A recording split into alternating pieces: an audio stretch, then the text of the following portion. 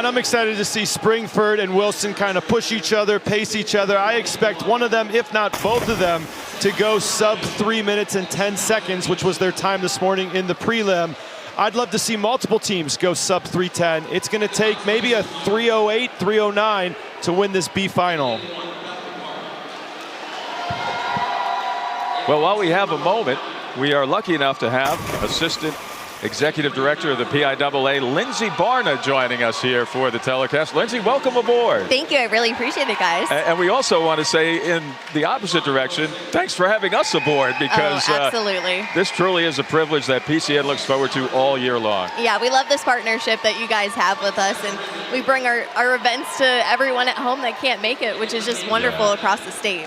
You know, I think Jim and I both agree. We think about the grandparents when we're up here. Absolutely. You know, and the greats too, because sometimes they can't make it to the big meet at the end of the season. Yeah. But tell us a little bit about what it takes to put on the biggest pool party in the state of Pennsylvania, because it is truly, I'm sure you'll start planning for next year's starting the day after this ends. It honestly does start the next day. We're already planning. We are taking notes constantly. Coaches are coming up to me, but this is just so fantastic. This is what the kids look forward to all season long. This is what they're working towards. But yeah, day one, it starts right off the bat. Once we complete, we're working towards next year, and it's just to make it better and better each year. Absolutely. Now, I know your heart's in the right place here. All officials who are staffing this amazing event and covering all of the terrain that you see here in front of you, it takes really a heart and soul effort. I know PIAA is very much interested in getting more people who love sports to get involved with officiating sports. There's a need in every single competition, every athletic event. Every single sport, we're in a dire need for officials. No one's getting any younger, let's put it that way. Yeah.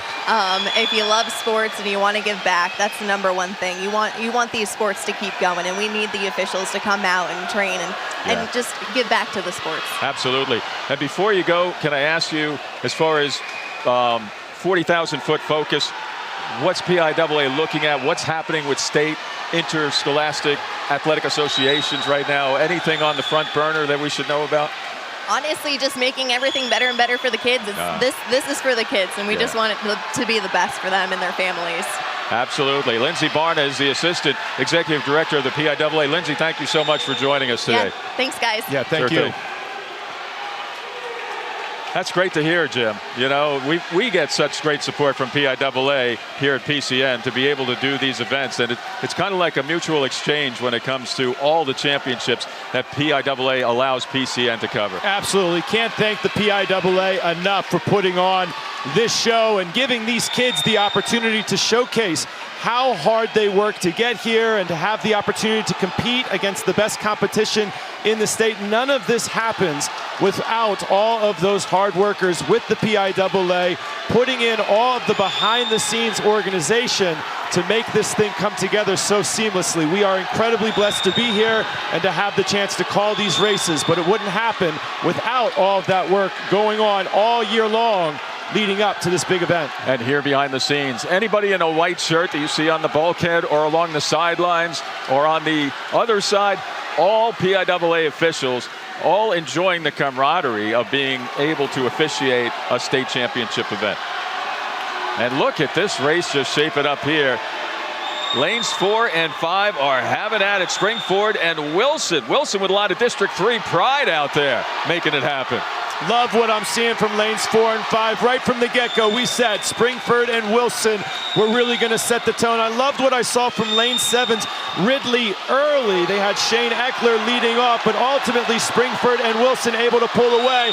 Here we come down the stretch. Who has what it takes? I think it's going to be lane 5's Wilson. And it is. And a great time there, a 3:09.72 compared to a 3:10.18 for Springford. Wow. Great race from both of those teams. We said 3:09. We wanted to see somebody go sub 3.